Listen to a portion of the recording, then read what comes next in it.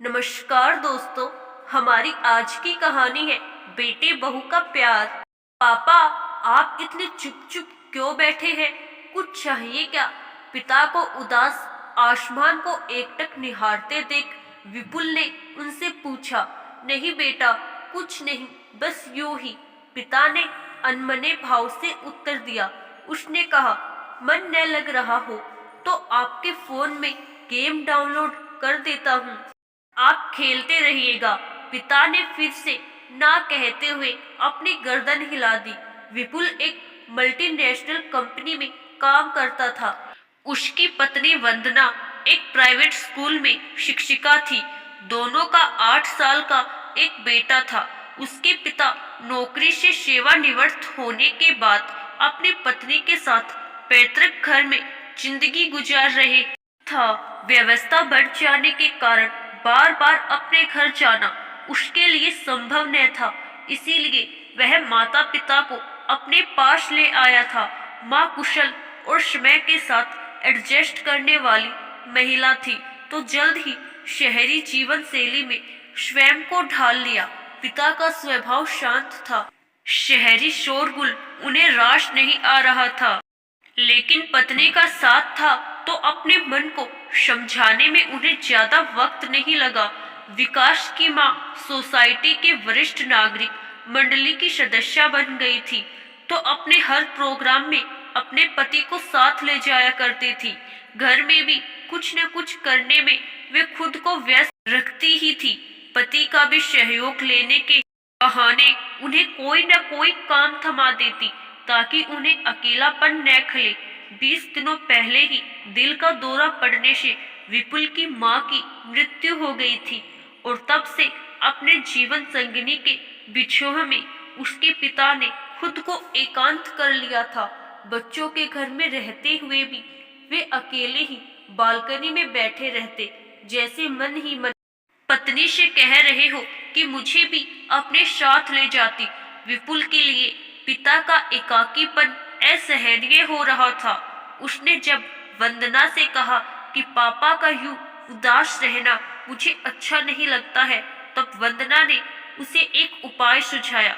अगले दिन विपुल जब ऑफिस के लिए तैयार हो रहा था, तो उसने बालकनी में बैठे अपने पापा से कहा, पापा, वंदना किचन में बिजी है, आप अलमारी से मेरी टाई निकाल कर दे देंगे? हाँ हाँ बेटा, अभी देता हूँ। कहते हुए उन्हें ऐसा महसूस हुआ जैसे परिवार में अभी भी उनकी अहमियत है। उन्होंने जैसे ही अलमारी खोली, कपड़ों का ढेर उनके ऊपर गिर पड़ा। वे उनमें से टाई खोजने लगे तो विपुल के बचपन की एक तस्वीर उनके हाथ लग गई, जो विपुल ने जानबूझकर कपड़ों के बीच में रख दी थी। फोटो देखते वे पुरानी यादों में खो गए। तभी पीछे से आकर वंदना ने पूछ लिया, पापा जी, टाई मिली? अरे वो, मैं ससुर को हकलाते देख वंदना सब समझ गई थी। बोली, पापा जी, मैंने 2-3 दिन की छुट्टी ले ली है, सोचा आज घर की सफाई कर लेती हूँ। आप मेरी थोड़ी सी मदद कर देंगे? हाँ हाँ, बताओ क्या करना है?